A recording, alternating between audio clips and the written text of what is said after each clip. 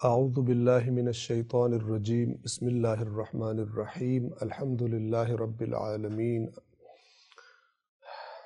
والصلاة والسلام علی سید الانبیاء والمرسلین وعلی اہل بیتہ الطیبین الطاہرین وصحبہ المنتجبین۔ قرآن کریم کے 30ویں اور آخری جز میں ہم نے سورۃ البینہ تمام کی تھی۔ آج کے درس کا آغاز ہم کر رہے ہیں سورۃ الزلزال سے، پہلے تلاوت اور اس کے بعد ترجمہ اور مختصر وضاحت۔ اعوذ باللہ من الشیطان الرجیم بسم اللہ الرحمن الرحیم اذا زلزلت الارض زلزالها واخرجت الارض اثقالها وقال الانسان ما لها يومئذ تحدث اخبارها بان ربك اوحى لها يومئذ يصدر الناس اشتاتا ليروا اعمالهم فمن يعمل مثقال ذرة خيرا يره ومن يعمل مثقال ذرة شرا يره۔ سورۃ الزلزال کا ترجمہ اور مختصر وضاحت۔ بنام خدائے رحمان رحیم۔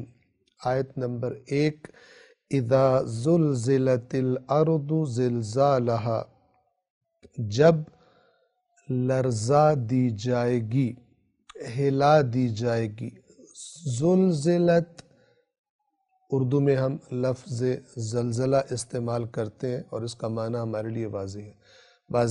زلزلت الارض، جب زمین کو ایک زلزلے کے ذریعے لرزا دیا جائے گا، اور یہاں مراد قیامت جب آئے گی تو اس وقت آنے والا زلزلہ ہے، جیسے کہ آنے والی آیات خود اس پر گواہی دے رہی ہیں۔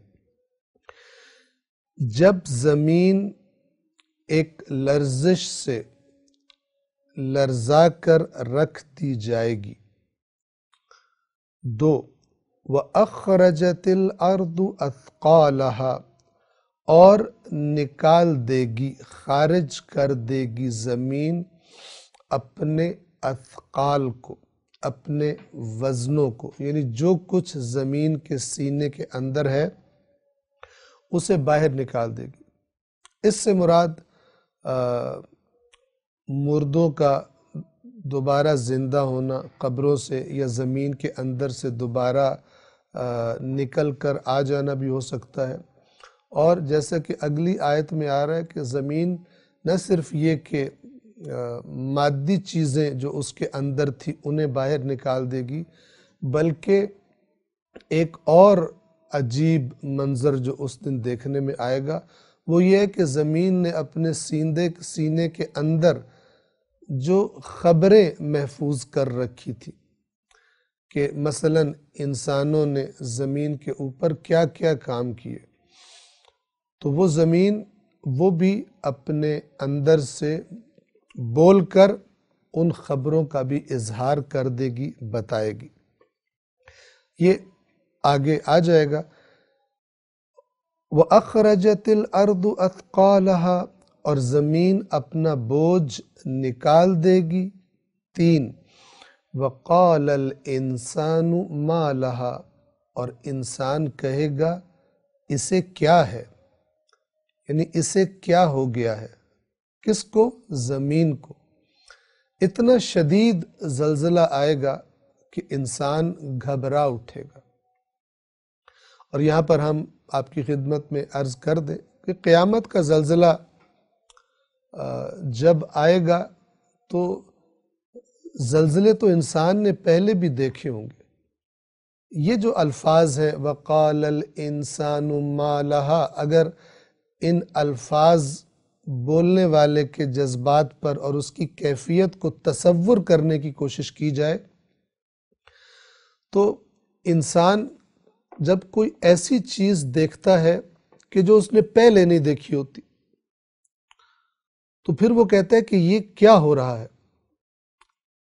قیامت کا زلزلہ ایسا زلزلہ ہوگا کہ اس طرح کا زلزلہ انسانوں نے پہلے مشاہدہ نہیں کیا ہوگا، دیکھا نہیں ہوگا۔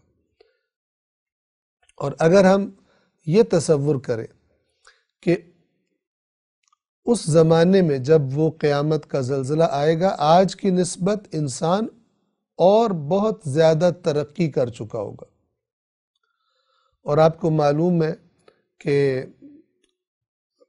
ہمارے زمانے میں یہ جو زلزلے آتے ہیں، زلزلے آنے کی وجہ سے کئی عمارتیں بعض اوقات گر جاتی ہیں اور بہت سارا جانی نقصان ہو جاتا ہے۔ تو عمارتیں بنانے کے ماہرین ریسرچ کی حالت میں کہ ایسا کیا کیا جائے، ایسی کون سی ٹیکنالوجی ہو، عمارتیں کس طرح سے بنائی جائیں کہ یہ جو زلزلے آنے کی وجہ سے جانی نقصان ہوتا ہے اور مالی نقصان ہوتا ہے یہ نہ ہو۔ شاید آپ نے اگر آپ ان موضوعات میں دلچسپی رکھتے ہیں تو آپ نے آئندہ زمانے میں جو بنائی جانے والی عمارتیں ہیں جو زلزلے کے مقابلے میں مقاوم ہوں گی، یعنی زلزلہ جتنا بھی شدید آ جائے ان پہ اثر نہیں کرے گا، وہ عمارتیں اپنی جگہ کھڑی رہیں گی۔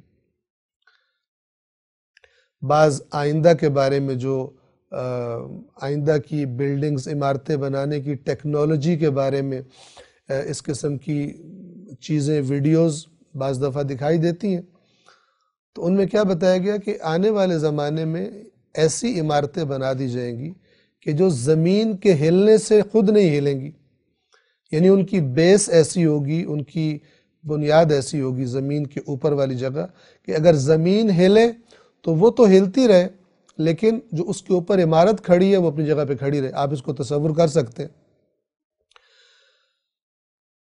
جب قیامت کا زلزلہ آئے گا تو انسان جو اس ٹیکنالوجی کے اعتبار سے گویا کہ زلزلوں پر قابو پا چکا ہوگا۔ قابو پا چکا ہونے سے کیا مراد ہے؟ یعنی زلزلے جو نقصان کرتے تھے اب وہ نقصان نہیں ہوا کرتے ہوں گے اس زمانے میں، اور انسان مطمئن ہوگا کہ یہ جو ہماری بلڈنگز ہیں، ہمارے مکانات ہیں، ہماری عمارتیں ہیں، یہ زلزلے کے آنے سے انہیں کچھ بھی نہیں ہوگا۔ لیکن جب قیامت کا زلزلہ آئے گا تو یہ ٹیکنالوجی بھی اس کے مقابلے میں فیل ہو جائے گی۔ وہ عمارتیں کہ جن کے بارے میں انسان سمجھتا ہوگا کہ اب ان کو کوئی زلزلہ انہیں نہیں گرا سکتا اور ہم محفوظ ہیں، وہ بھی گرنے لگے گی۔ اس کی شدت اتنی زیادہ ہوگی، اس کی لرزش اتنی شدید ہوگی، وہ زلزلہ اتنا شدید ہوگا کہ ساری کی ساری ٹیکنالوجی عمارتیں بنانے کی اسے وہ فیل کر دے گا۔ اب جب انسان جو مطمئن تھا کہ زلزلہ آئے تو ہماری عمارتیں نہیں ٹوٹیں گی، اب جب اس زلزلے کی شدت دیکھے گا زمین کی تو تعجب سے اور اس ایک عجیب و غریب کیفیت جو اس پر طاری ہوگی وہ پکار اٹھے گا، وَقَالَ الْإِنسَانُ مَا لَهَا، انسان کہے گا اسے کیا ہو گیا، اتنا شدید زلزلہ، اور یہ ساری ٹیکنالوجی جو تھی اور ہم جس پر انحصار کر رہے تھے کہ ان عمارتوں کو کچھ نہ ہوگا، یہ زلزلہ ایسی تباہی مچا رہا ہے۔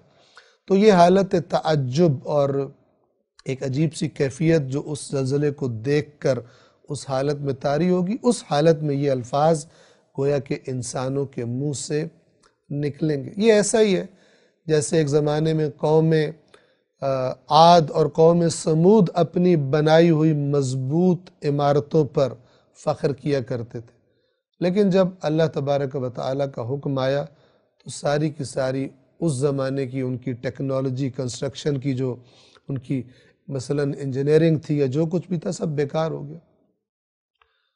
تو جتنا بھی انسان ترقی کر لے، آج آپ دیکھ لیجئے دنیا کے ترقی یافتہ ترین ملک، ایک ملک میں اناؤنس کیا جاتا ہے کہ جناب سونامی کا خطرہ ہے تو ٹیکنالوجی بھول جاتی ہے، لوگ اپنے گھر چھوڑ کے بھاگ جاتے ہیں۔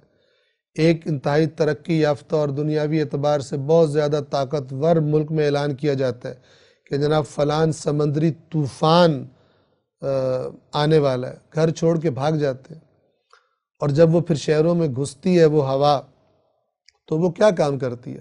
وہ ایک جھلک دکھا دیتی ہے انسان کو کہ اگر خداوند عالم کا حکم آ جائے تو یہی ہوائیں کہ جو تمہیں خوشخبریاں دیتی ہیں بارشوں کی اور گرمی میں تمہارے لیے ٹھنڈک کا پیغام ہوتی ہیں۔ یہی ہوائیں جو بادلوں کو لے کر آتی ہیں تاکہ زمین پر پانی برسے اور فصلیں اگے، انہی ہواؤں کو خدا اگر حکم دے دے تو یہ انسان کے لیے ہلاکت کا پیغام بن سکتی ہے، عذاب کا پیغام بن سکتی ہے۔ تو یہ تصویر ہے کہ جو اس سورہ مبارکہ زلزال میں اللہ تبارک و تعالی قیامت کی آمد، اور یہ انسان کو بیدار کرنے کے لیے ظاہر ہے قرآن مجید کی آیات یاد دہانی ہے، بیداری کا پیغام ہے، یہ تصویر دکھائی جا رہی ہے۔ اور انسان کہے گا کہ اسے کیا ہو گیا ہے۔ 4 یومئذ تحدث اخبارہا، اس دن یعنی جس دن یہ حادثہ، یہ زلزلہ پیش آئے گا، تحدث زمین بولے گی، تحدث حدیث سے ہے یعنی بولنا، کیا بولے گی؟ اخبارہا، اپنی اخبار، اخبار خبر کی جمع ہے، اپنی خبریں سنائے گی، بول کر زمین اپنی خبریں سنائے گی۔ اب جو زلزلے سے تعجب میں تھا انسان کہ یہ کیا ہو گیا زمین کو، میری ساری ٹیکنالوجی اس کے سامنے فیل ہو گئی ہے، اس کو ایک اور عجیب و غریب چیز کا سامنا کرنا پڑے گا، اور وہ کیا کہ وہ دیکھے گا کہ زمین نے سب کچھ، سارا ڈیٹا، سارا ریکارڈ باتوں کا، اعمال کا اپنے اندر محفوظ کیا ہوا تھا، اور وہ اللہ کی بارگاہ میں رپورٹ کرے گی۔ اور آج تو شاید جیسے کہ میں عرض کروں گا یہ کوئی تعجب کی بات نہیں ہے، ہاں یہ ضرور ہے کہ جب اللہ کا نبی یہ آیات اپنے زمانے کے لوگوں کو سنا رہا تھا صلی اللہ علیہ وآلہ وسلم، تو لوگ گزشتہ انبیاء کی طرح مذاق اڑاتے تھے، ان باتوں کا مذاق اڑاتے تھے۔ کیوں؟ اس لیے کہ جاہل تھے، انہیں نہیں معلوم تھا کہ کچھ عرصے کے بعد، چند 100 سال کے بعد ایسا زمانہ آ جائے گا کہ اسی زمین کے اندر سے نکلی ہوئی چیزیں بولیں گی۔ آپ کا موبائل بولتا ہے، آپ کا ٹیلی ویژن بولتا ہے، دوسری مختلف گیجٹس جو آپ کے پاس ہیں ریکارڈ کرتی ہیں، بولتی ہیں، تصویر بھی دکھا دیتی ہیں۔ یہ صلاحیت، توجہ فرمائیے، ان چیزوں کے اندر کسی سائنٹسٹ نے پیدا کی ہے یا نہیں؟ یہ ازل سے، ابتدا سے زمین کے اندر سے نکلنے والی وہ چیزیں جن کو جوڑ کر موبائل مثلا بنا دیا جاتا ہے یا ٹیلی ویژن بنا دیا جاتا ہے، یہ صفات ان زمین کے اندر موجود ایلیمنٹس میں، عناصر میں، اس مادے میں ازل سے موجود تھی، اور سائنسدان آتا ہے، اس کو ڈسکور کرتا ہے، کشف کرتا ہے، اور پھر ان ٹکڑوں کو، مختلف ٹکڑوں کو جوڑ کر ایک چیز بنا کے سامنے رکھ دیتا ہے۔ یہ صلاحیات ازل سے موجود تھی۔ وہ چھوٹی سی مثلا چپ کہ جس کے اندر بہت زیادہ ڈیٹا مثلا فیڈ کیا جا سکتا ہے اور محفوظ کیا جا سکتا ہے۔ آج کل آپ ہارڈ ڈسکس دیکھتے ہیں، یا آپ دیکھ رہے ہیں کہ جیسے جیسے زمانہ گزر رہا ہے، ٹیکنالوجی آگے بڑھ رہی ہے، تو سائز چھوٹا ہوتا جا رہا ہے، لیکن وہ جو طاقت ہے، کیپیسٹی ہے، صلاحیت ہے ڈیٹا کو اپنے اندر محفوظ رکھنے کی، وہ اور سے اور زیادہ بڑھتی چلی جا رہی ہے۔ اگر آپ چند سال پیچھے چلے جائیں کہ جب ابتدا میں کمپیوٹرز مثلا آئے تھے مارکیٹ میں اور استعمال ہونے شروع ہوئے تھے، اس وقت کی کتنی کیپیسٹی ہوا کرتی تھی ایک کمپیوٹر کے اندر، اور آج ایک چھوٹے سے موبائل کے اندر کتنی زیادہ کیپیسٹی ہے ڈیٹا کو محفوظ کرنے کی۔ اور یہ آج آپ اس کا بڑے آرام سے اندازہ لگا سکتے ہیں کہ مثال کے طور پر یہ جو بڑے بڑے ٹیکنالوجی جائنٹس ہیں، گوگل ہے، فیس بک ہے، مثال کے طور پر یہ سوشل میڈیا پر جو جائنٹس ہیں، یہ بڑے آرام سے آپ کی جیب میں جو موبائل پڑا ہے یا آپ کے بستر میں سائڈ ٹیبل پر آپ کے موبائل پڑا ہوا ہے، آپ کو پتہ بھی نہ ہو، اور آپ جو کچھ بول رہے ہیں وہ ریکارڈ کر رہا ہو اور وہاں پہنچا رہا ہو کہ جہاں آپ کو پتہ بھی نہیں ہے، یہ ڈیٹا وہاں پر پہنچ رہا ہو، ویڈیو وہاں پر پہنچ رہی ہو، آپ کو پتہ بھی نہ ہو۔ توجہ اس بات پر کریں کہ یہ صلاحیت اسی زمین کے اندر سے نکلنے والی چیزوں کے اندر موجود تھی۔ سائنس نے ریسرچ کی، سائنسدانوں نے چیزوں کو ڈسکور کیا، مختلف فزیکل قوانین، الیکٹرانکس کے قوانین یہ ڈسکور کر لیے، اور اس کے بعد ان کو جوڑ کر یہ چیزیں بنا دی۔ ان کے اندر، زمین کے اندر سے نکلنے والی چیزوں میں یہ صفات کسی سائنسدان نے نہ پیدا کی ہیں نہ پیدا کر سکتا ہے۔ یہ اسی کا کام ہے جو الذی قدر فہدی، سبح اسم ربک الاعلی، اپنے رب اعلیٰ کی تسبیح کر، اسے ہر عیب سے پاک قرار دے۔ کون سا رب؟ الذی خلق، وہ جس نے خلق کیا، فسوی، اور صحیح خلق کیا، اعتدال میں خلق کیا، جیسا ہونا چاہیے تھا، سنوار کے خلق کیا۔ والذی قدر فہدی، سورۃ الاعلیٰ میں ہم اس پر بات کر چکے۔ اور وہ رب کے جس نے قدر، ہر چیز کے اندر کیا صلاحیت ہوگی، کتنی مقدار میں ہوگی، رکھ دی، فہدی، اور اس کو گائیڈ بھی کر دیا کہ تجھے کس قسم کے قوانین میں کس طرح کا رویہ دکھانا، کیسے بیہیو کرنا تجھے۔ وہ چیزیں جن کو ہم مادی چیزیں سمجھتے ہیں، یہ مادی کائنات، یہ ساری کی ساری انہی قوانین کی پابند ہے جو اس کے خالق نے، الذی قدر، جس نے اندازے مقدار معین کر دی، اور فہدی، اور ہدایت بھی ہر چیز کی اس رب اقدس نے کر دی۔ تو میں نے عرض کیا کہ جس زمانے میں قرآن نازل ہو رہا تھا، شاید بلکہ حتماً، جیسا کہ ہم پڑھتے ہیں، وہ جہلاء ان باتوں کا مذاق اڑاتے تھے۔ لیکن آج کا جو انسان کا علم ہے، اور ابھی بھی انسان بہت پیچھے ہے، خدا جانے کیا کچھ انتظار میں ہے انسان کے، کس مقام پر سائنس اور ٹیکنالوجی میں انسان پہنچ جائے گا آج سے 50 سال بعد، آج سے 100 سال بعد، کہ وہ ہمارے زمانے کے لوگوں پر ہنس رہے ہوں گے۔ مثال کے طور پہ ان کو ریکارڈ کرنے کے لیے سامنے کیمرہ لگانا پڑتا تھا، اتنا بڑا کیمرہ سامنے رکھ کے بیٹھے ہوتے تھے، ان کو فلان کرنا ہوتا تھا، یہ کرنا ہوتا تھا۔ اتنے جاہل تھے ان کے پاس یہ ٹیکنالوجی جو اس زمانے میں ہوگی، جیسے آج سے 100 سال پہلے کے انسان کو تصور کر کے ہم کہتے ہیں کتنے بیچارے تھے۔ تو 100 سال بعد ہم پر بھی وہ نسلیں اسی طرح ہنس رہی ہوں گی، مثلاً کہہ رہی ہوں گی کہ ان کے پاس اتنے یہ جاہل تھے، ان سے روڈ ایکسیڈنٹ کنٹرول نہیں ہوتے تھے، یہ روڈ ایکسیڈنٹ سے مر جایا کرتے تھے، اتنی جانیں ضائع ہوتی تھی، ان کی جہالت وجہ تھی۔ مثال کے طور پہ ان کے پاس کینسر کا علاج نہیں تھا، مثال کے طور پہ ان کے پاس ایڈز کا علاج نہیں تھا۔ یا فرض کریں کچھ عرصے کے بعد اسی کووڈ-19، یہ جو کرونا وائرس ہے، جب اس کی کوئی بھی دوا یا کوئی بھی چیز مثال کے طور پر ڈسکور ہو جاتی ہے، موجود ہے لیکن ڈسکورڈ نہیں ہے، تو جب وہ ڈسکور ہو جائے گی تو لوگ کہیں گے، افسوس کریں گے کہ بیچاروں کو اگر پہلے پتہ چل جاتا تو اتنی قیمتی جانیں مثال کے طور پہ ضائع نہ ہوتی۔ تو انسان ترقی کی حالت میں ہے، لیکن آج جس مقام پہ انسان کا علم پہنچ چکا ہے، بآسانی ہم تصور کر سکتے ہیں کہ زمین کیسے بتائے گی۔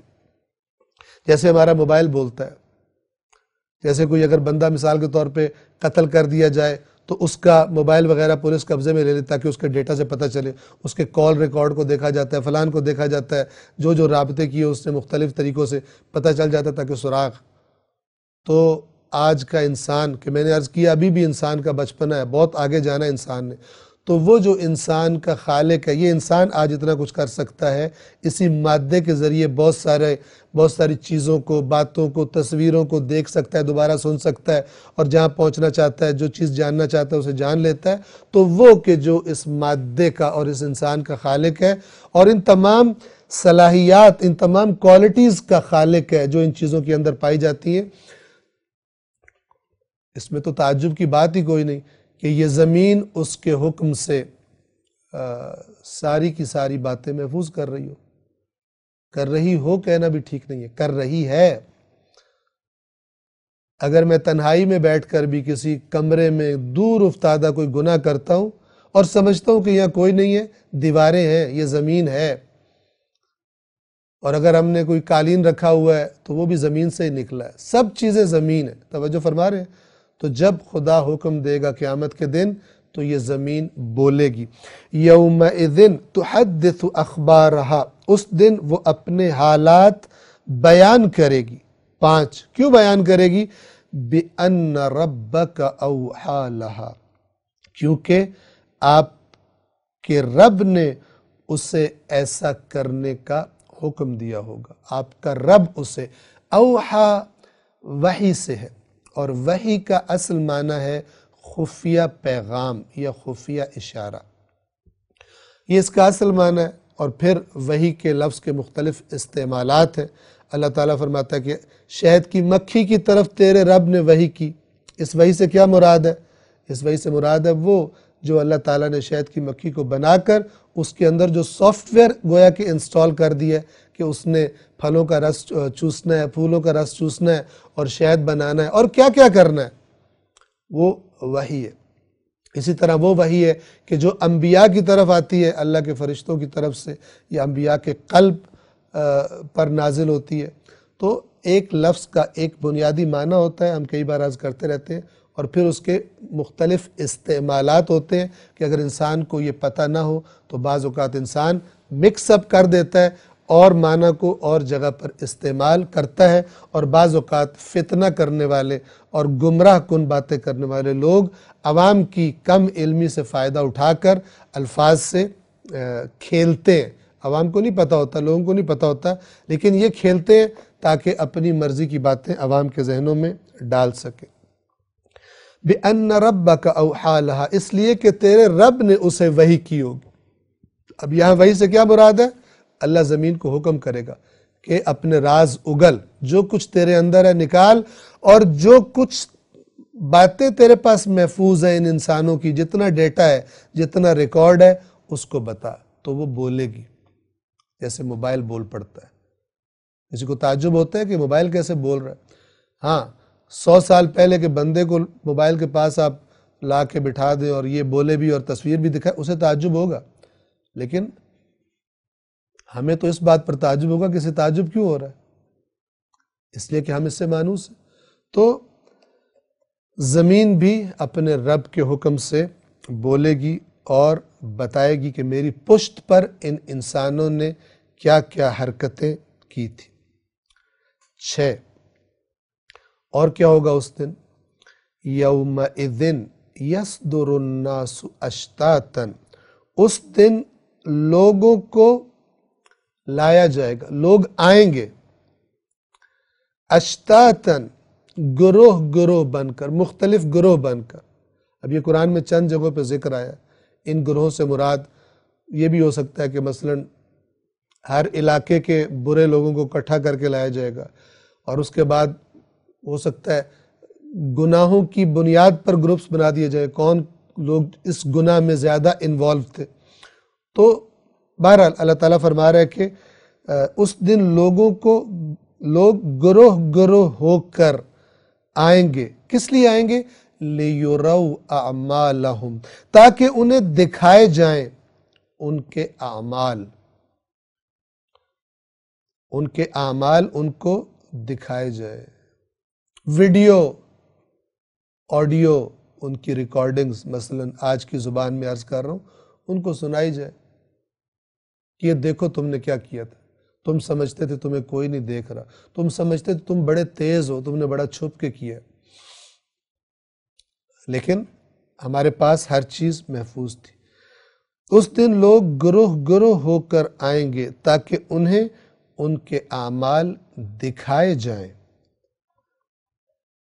اور پھر کیا ہوگا؟ کتنا دقیق، کتنا باریک بینی والا نظام ہے اللہ کا چیزوں کو محفوظ رکھنے کا. فرمایا آیت نمبر 7 میں فَمَنْ يَعْمَلْ مِثْقَالَ ذَرَّةٍ خَيْرًا يَرَهُ، تو جس نے ذرہ برابر، رائی کے برابر بھی جس نے خیر، اچھائی کی ہوگی، یرہ، اس کو دیکھے گا. یعنی ایک دفعہ اللہ انسان کو ہر چیز سامنے اس کے دکھا دے گا، پورا اس کا اعمال نامہ، چاہے اچھائیاں ہوں چھوٹی سے چھوٹی، رائی کے دانے کے برابر، الیکٹران کے برابر مثال کے طور پر. یہ مثقال ذرۃ قرآن کے نزول کے زمانے میں یہ لفظ چھوٹی ترین حقیر ترین چیز بتانے کے لیے استعمال کیا جاتا تھا. تو اللہ تعالیٰ فرما رہا ہے کہ اس کے برابر بھی اگر کسی نے بھلائی کی ہوگی وہ بھی دیکھے گا. اور آیت نمبر 8 جو آخری آیت ہے وَمَن يَعْمَلْ مِثْقَالَ ذَرَّةٍ شَرًّا يَرَهُ، اور جس نے رائی کے دانے کے برابر بھی، شر خیر کا اپوزٹ، خیر کی ضد، شر یعنی برائی، شر یعنی گناہ، اللہ کی نافرمانی، جس نے رائی کے دانے کے برابر بھی، ذرہ برابر بھی برائی کی ہوگی وہ بھی اس کو دیکھے گا. اور قرآن مجید میں اس سے پہلے گزر چکا کہ جب گناہگار اپنے اعمال ناموں کو دیکھیں گے تو بڑا ان ایکسپیکٹڈ ہوگا، اور وہ کہیں گے یہ بھی لکھا ہوا ہے، یہ بھی گناہ کیا تھا میں نے، اتنا چھوٹا سمجھا تھا میں اس کو، اس کتاب نے، اس اعمال نامے میں اسے بھی نوٹ کیا ہوا ہے. ما لہذا الکتاب لا یغادر صغیرۃ ولا کبیرۃ الا احصاها، کہیں گے یہ کیسی کتاب ہمیں پکڑائی گئی ہے، یہ کیسا ایکوریٹ ڈیٹا ہمارا ریکارڈ کیا گیا اور ہمیں بتایا جا رہا ہے. لا یغادر صغیرۃ ولا کبیرۃ، نہ کوئی چھوٹی چیز چھوڑی ہے اس نے، نہ کوئی بڑی چیز چھوڑی ہے، الا احصاها، سب چیزیں گن کے رکھی ہوئی. فَمَن يَعْمَلْ مِثْقَالَ ذَرَّةٍ خَيْرًا يَرَهُ، تو جس نے ذرہ برابر بھی خیر کی ہوگی، اچھائی کی ہوگی، وہ بھی دیکھے گا. وَمَن يَعْمَلْ، یہ یعمل عمل ہے، جس نے رائی برابر بھی، ذرہ برابر بھی شر کیا ہوگا، برائی کی ہوگی، وہ بھی دیکھے گا کہ میرے پاس یہ ہے. پھر جو قرآن بتاتا ہے اعمال کے وزن کیے جائیں گے، دیگر چیزیں جو پروسیس قیامت کے دن کا بتایا گیا. پھر اللہ کی مرضی کہ اس کا شمار بخش دیے جانے والوں میں کرے یا اس کا شمار جہنم میں جانے والوں میں کرے، ایک دفعہ دکھائے گا ہر ایک کو کہ تم نے کیا اعمال کیے تھے. تو ہم میں سے کون ہے کہ جو قیامت کے دن اپنے اعمال نامے میں برائی دیکھنا چاہے گا؟ جب واپس آ کر توبہ کرنے کی اور اپنی اصلاح کرنے کی کسی کو مہلت نہیں ملے گی. ہم سوچیں اس دن ہم کس قسم کے اعمال چاہیں گے کہ ہمارے اعمال نامے میں نظر آئیں اور چمکیں اور باعث فخر ہوں، باعث عزت ہوں وہ اعمال، اور کون سے اعمال ہم کبھی نہیں چاہیں گے، کر چکے ہیں، کرتے ہیں، چھوڑنے کا ارادہ بھی نہیں ہے. لیکن قرآن چاہتا ہے ہم تصور کریں کون سے اعمال ہیں تمہارے جو تم اپنے اعمال نامے میں نہیں دیکھنا چاہو گے، تمہارا جی نہیں چاہے گا کہ اس کا کسی کو پتہ چلے، چھوڑ دو ان کو. یہ آیات اسی لیے، اس لیے نہیں کہ پڑھ کے ثواب لو اور روٹین وہی رہے. قرآن انسان کی اصلاح کے لیے آیا ہے. سورۃ الزلزال یہاں پر تمام ہوتی ہے. اس کے بعد اگلی سورہ ہے سورۃ العادیات. پہلے اس کی تلاوت کرتے ہیں اور اس کے بعد ترجمہ اور مختصر وضاحت آپ کی خدمت میں عرض کرتے ہیں. اعوذ باللہ من الشیطان الرجیم، بسم اللہ الرحمن الرحیم. والعاديات ضبحا فالموريات قدحا فالمغيرات صبحا فأثرن به نقعا فوسطن به جمعا إن الإنسان لربه لكنود وإنه على ذلك لشهيد وإنه لحب الخير لشديد أفلا يعلم إذا بعثر ما في القبور وحصل ما في الصدور إن ربهم بهم يومئذ لخبير. سورۃ العادیات کا ترجمہ اور مختصر وضاحت. آیت نمبر 1. بنام خدائے رحمان رحیم. آیت نمبر 1. والعادیات ضبحا، قسم ہے ان کی جو ہانپتے ہوئے دوڑتے ہیں.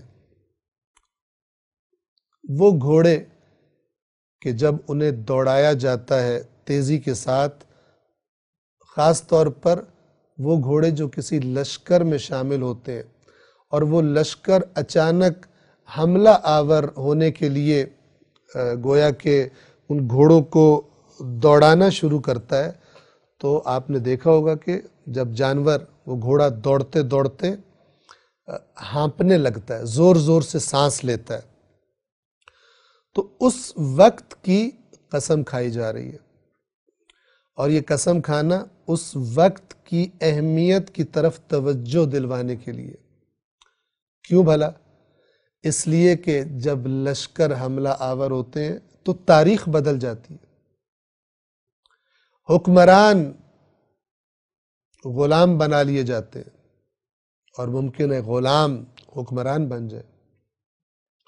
جب جنگ ہوتی ہے، جب گھوڑوں پر سوار لوگ حملہ کرتے ہیں اور دشمنوں کی قتل و غارت کرتے ہیں، ان پر غلبہ پا لیتے ہیں، پورا کا پورا سسٹم بدل جاتا ہے، تاریخی موقع ہوتا ہے، سرنوشت ساز موقع ہوتا ہے۔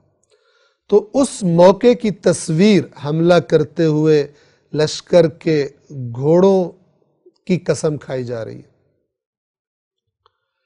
اب سورۃ العادیات توجہ فرمائیں،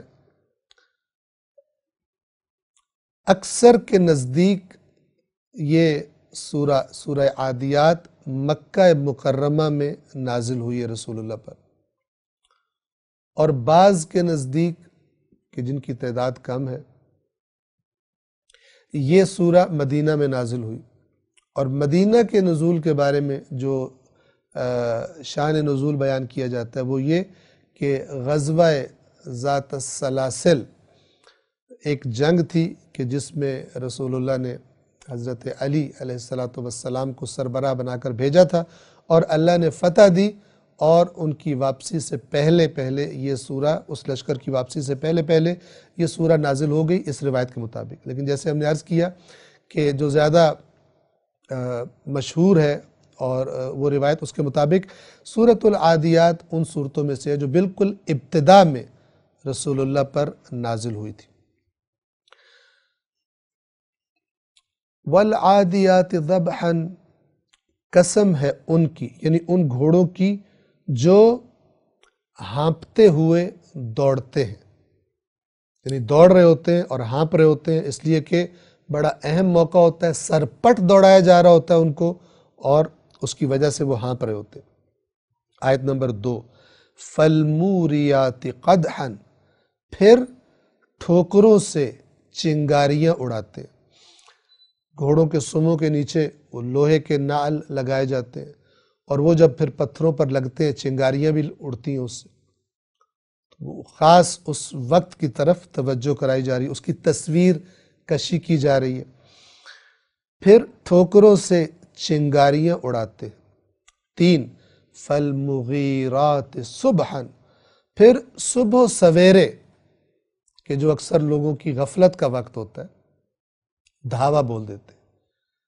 مغیرات یہ حملہ کرنے سے ہے، اور حملہ آور کیا کرتے ہیں؟ غارت کر دیتے ہیں چیزوں کو۔ فالمغیرات صبحا، صبح کے وقت حملہ آور ہوتے ہیں، یعنی اسی سرپٹ دوڑتے ہوئے، چنگاریاں اڑاتے ہوئے، ہانپتے ہوئے، علی الصبح کہ جب لوگ سو رہے ہوتے ہیں، یہ جا کر ان پر حملہ آور ہو جاتے۔ 4، فَأَثَرْنَ بِهِ نَقْعًا، تو اس سے غبار اڑاتے ہیں، یعنی ایک ایسی جگہ جہاں لوگ مثال کے طور پہ غفلت میں پڑے ہوئے یا سو رہے ہیں، ہر چیز پرسکون ہے، یہ حملہ آور لشکر اچانک جا کر دھاوا بولتا ہے اور گرد و غبار اڑنا شروع ہو جاتا ہے، بھگدڑ مچ جاتی ہے۔ فَأَثَرْنَ بِهِ نَقْعًا، تو اس سے غبار اڑاتے ہیں۔ 5، فَوَسَطْنَ بِهِ جَمْعًا، اور وہ لشکر میں ایک اجتماع، ایک لشکر یعنی جس پر وہ حملہ آور ہو رہے ہیں، اس کے وسط میں پہنچ جاتے، یعنی قبل اس کے کہ وہ ان کو پتہ چلے اور وہ ہوشیار ہو، ان کے پتہ چلتے چلتے، ان کے اٹھتے اٹھتے یہ ان کے وسط میں پہنچ جاتے ہیں اور گویا کہ غلبہ پا لیا انہوں نے۔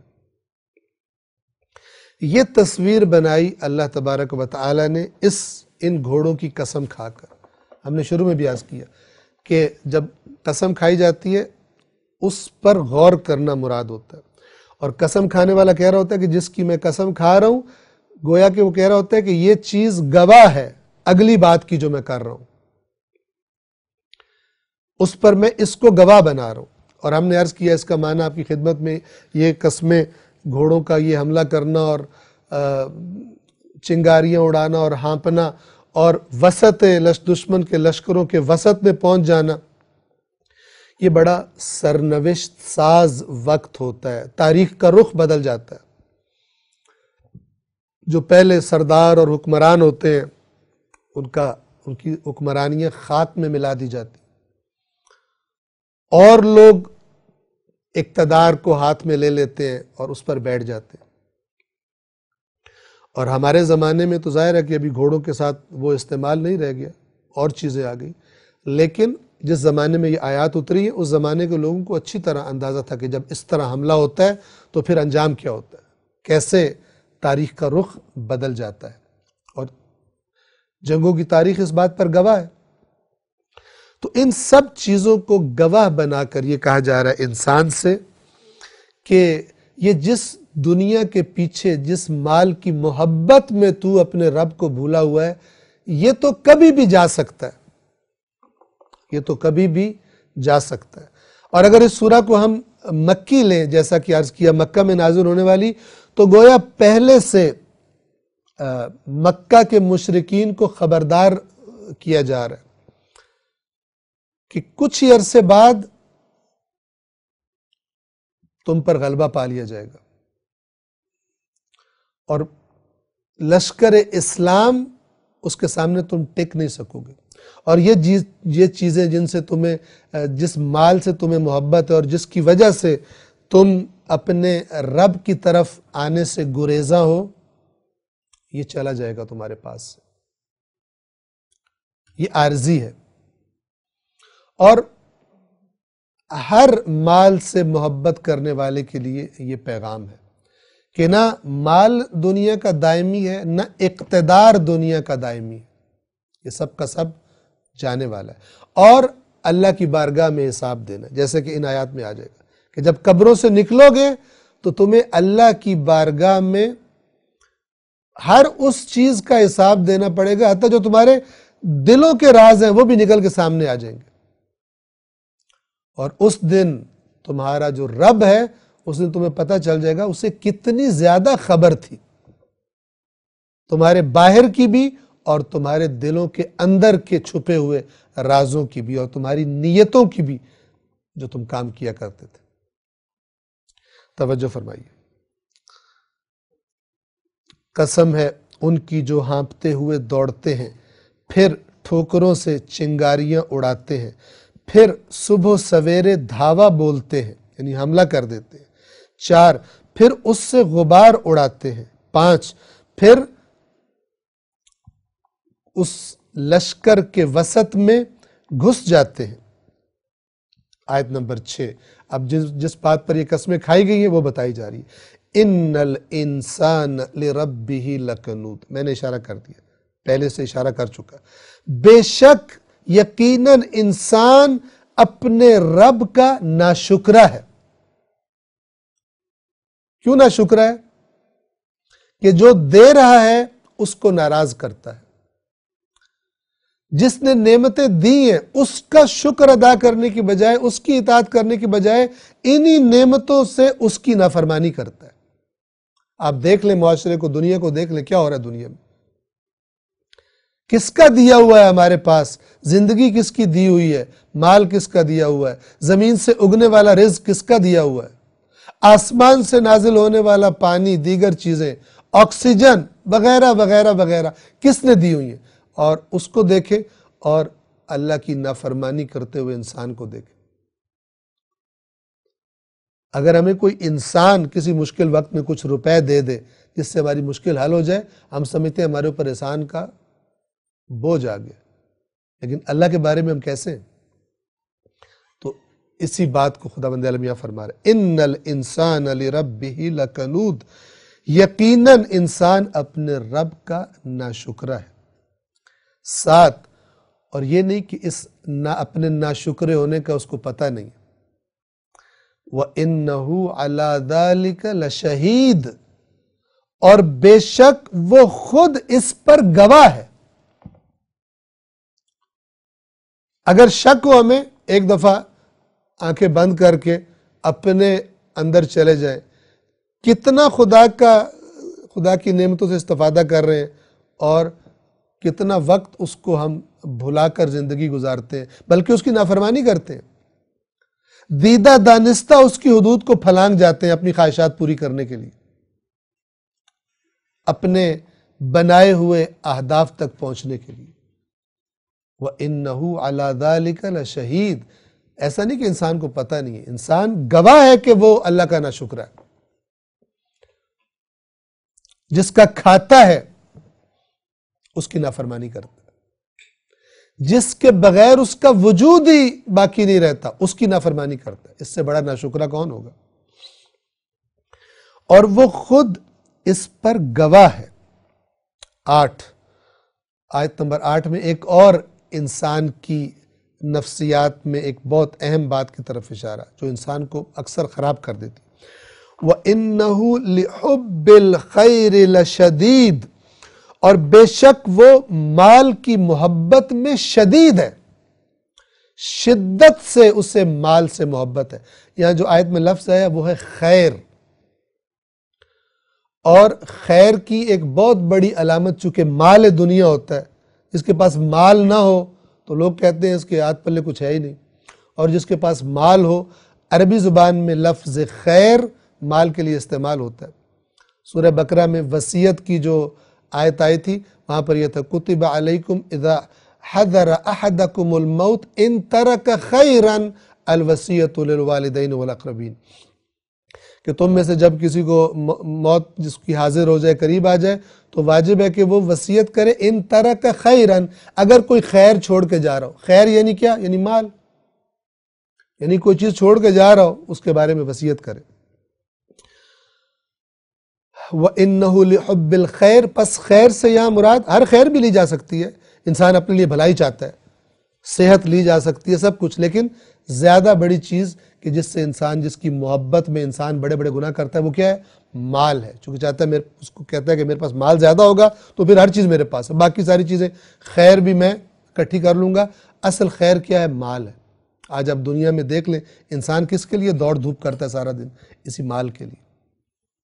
وَإِنَّهُ لِحُبِّ الْخَيْرِ لَشَدِيدٌ، اور بے شک وہ مال کی محبت میں لشدید، تاکید کے ساتھ اللہ فرما رہا ہے بہت شدید محبت کرتا ہے مال سے. کتنے لوگ مال کے لیے دین بیچ دیتے ہیں، کتنے لوگ مال کے لیے اللہ کے نیک بندوں کو قتل کر دیتے ہیں، حکمرانوں کا مال کھانے کے لیے غلط فیصلے کر دیتے ہیں، غلط کیس پر غلط سزائیں دے دیتے ہیں پیسے کھانے کے لیے. اگر جج کرپشن کرتے ہیں کیا لیتے ہیں اس کے بدلے میں؟ مال لیتے ہیں. اگر مثلا پولیس والے کرپشن کرتے ہیں، تحقیقات میں رد و بدل کر دیتے ہیں، کس لیے کرتے ہیں؟ مال کھانے کے لیے کرتے ہیں. اگر وکیل جانتے بوجھتے ہوئے کہ یہ قاتل ہے اس کو چھڑوانے کے لیے عدالت میں جا کر پتہ نہیں کیا کیا پاپڑ بیلتے ہیں، کس لیے؟ چونکہ مال کھانا ہوتا ہے.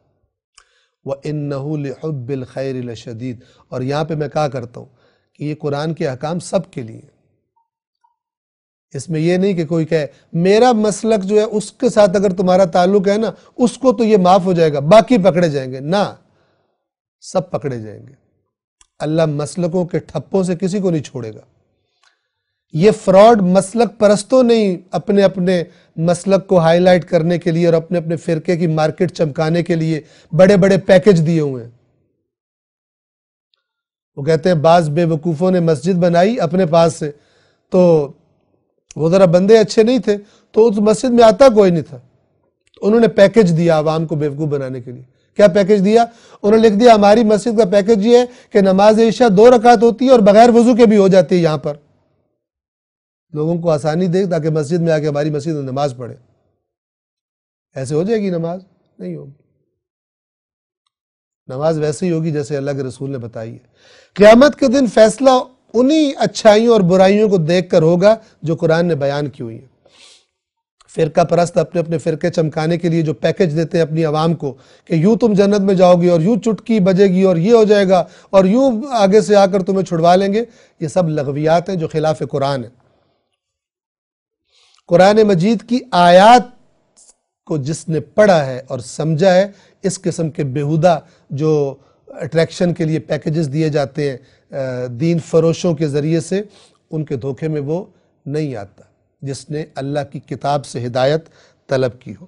وَإِنَّهُ لِحُبِّ الْخَيْرِ لَشَدِيدٌ، اور یقیناً وہ مال کی محبت میں بڑا شدید، بڑا سخت ہے. آیت نمبر 9، أَفَلَا يَعْلَمُ إِذَا بُعْثِرَ مَا فِي الْقُبُورِ، تم مال کی محبت میں پاگل ہو رہے ہو، خدا کے اپنے رب کے ناشکرے بنے ہوئے ہو.